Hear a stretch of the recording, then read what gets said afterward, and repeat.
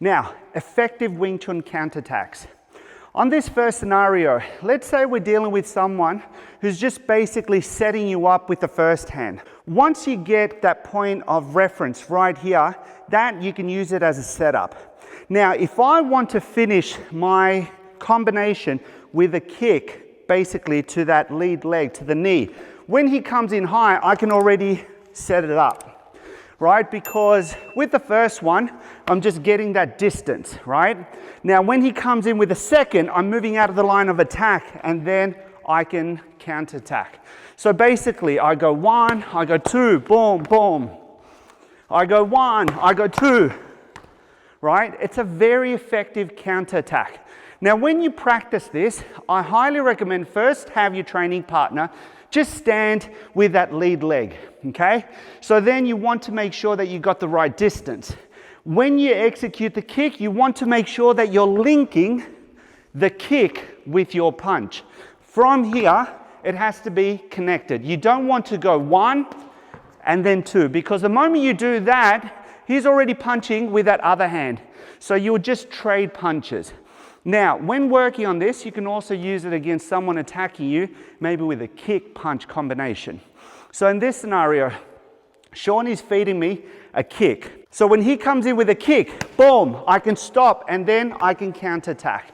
He's coming in with a kick, I'm moving away, and then I can also follow up with the same effective counterattack. Okay, now moving on to the second one. Let's say this one, the opponent is setting us up with a low punch to the midsection, right? So when Sean does that, let's say instinctively, I just drop that arm. And as I did that, always I'm building that gap, that distance. So then when he comes in with a cross, I can park, boom, and then I can follow up with a back fist. Because when he comes in and I'm here, I want to make use of the distance, the long bridge hand technique that I have. One, here.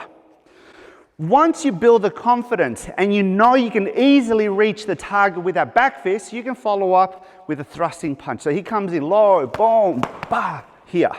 And then you just basically square off and you push the hip and shoulder into the move. So it's a one, it's a two, boom, and then here, right? You pull yourself in with that counterattack. So now let's say for the next one, we have our opponent feed us a push kick. When I see the push kick coming in, I move out of the way. And then I can use the distance that I've gained and cover the area and work on counterattacking with a hook. So the kick comes in, I move out of the way, I cover, and then I go in with a hook. Now pay attention to the transition. The kick comes, I'm out. But once I've done that gung sao, I don't know if he's going to be punching with his hand or not. Whether he does, whether he doesn't, makes no difference. I still need to drop it.